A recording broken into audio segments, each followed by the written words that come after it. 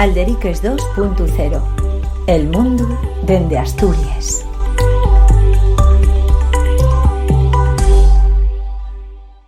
Moi bones a todos, encontrámonos aquí na Casa da Cultura de Mieres porque va a presentarse un libro superinteresante, Franquismo S.A., y estamos con el autor del mismo, que es el periodista Antonio Maestre. Antonio, muchas gracias por atender Alderiques. Nada, muchas gracias a vosotros. Y también estamos con Faustino Zapico, que historiador, que ya colaboró en Alderiques en algunas cuestiones de historia. Faustino, vamos a hablar también de franquismo en Asturias. Gracias por atendernos. Gracias a vosotros. Empezamos con Antonio. Antonio, este libro ya hemos visto algunas presentaciones, nos hemos informado sobre él. Nos parece muy interesante porque sí que te llevó muchísimo trabajo esa recopilación, pero para los televidentes y oyentes de Alderiques, cuéntanos un poco de qué va.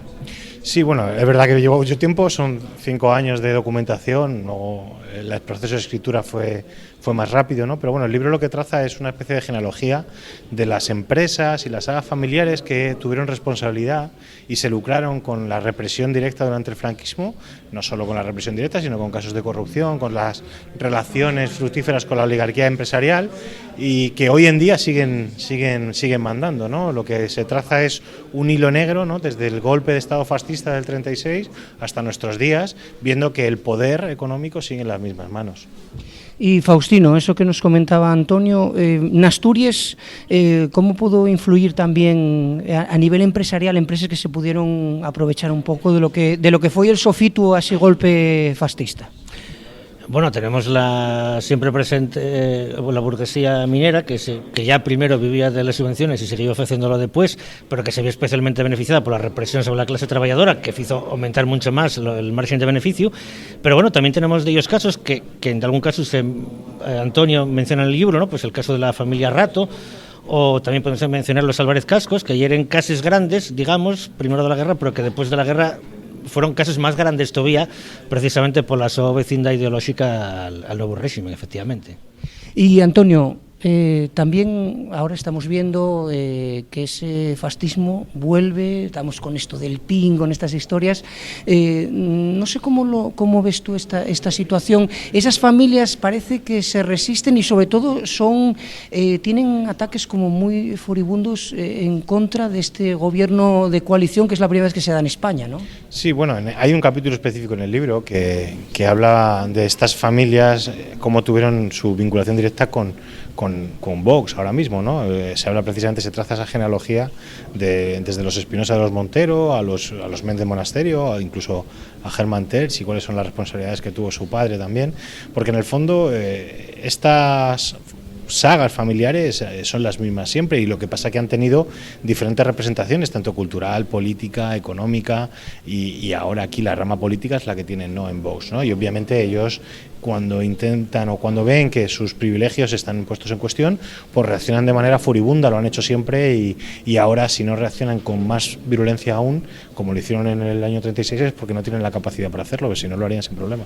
Y Faustino, en Asturias también vemos eso muy nítidamente, como esa reacción, sobre todo de esta derecha asturiana, ¿no?, que aquí de alguna manera está tirada al monte, ¿no? En el aspecto, pues falamos, incluso nos que falamos asturiano, pues en el aspecto lingüístico, cualquier cosa, vemos que tenemos una derecha como muy de derechas aquí en Asturias, ¿no? Sí, bueno, yo creo que Asturias es un país muy pequeño, somos 1 millón de habitantes y, bueno, supongo que si vives en Oviedo y en Xixón, todavía de algún podrá creer el prove que es de centro liberal. Pero, bueno, el resto de Asturias, que no deja de ser un pueblón, pues conocémonos todos. Todavía acordóme un amigo y compañero, David Fernández, que era concejal en Pravia, que me contaban que la candidatura de Vox son todos los que tienen apellidos compuestos, no caben en la papeleta. Bueno, pues eso y también lo que decía Antonio, ¿no? Como esas familias, esas sagas se van perpetuando, y van perpetuándose a nivel empresarial y también a nivel político. Ahora, digamos, quiten la máscara porque posiblemente non llos faga falta ou non llos faga tanta falta como primero de mascaritarse de demócratas, pero, bueno, representen, non é que agora de 2 años para acá tengamos en Asturias más reaccionarios, é que son reaccionarios que tienen menos caretes.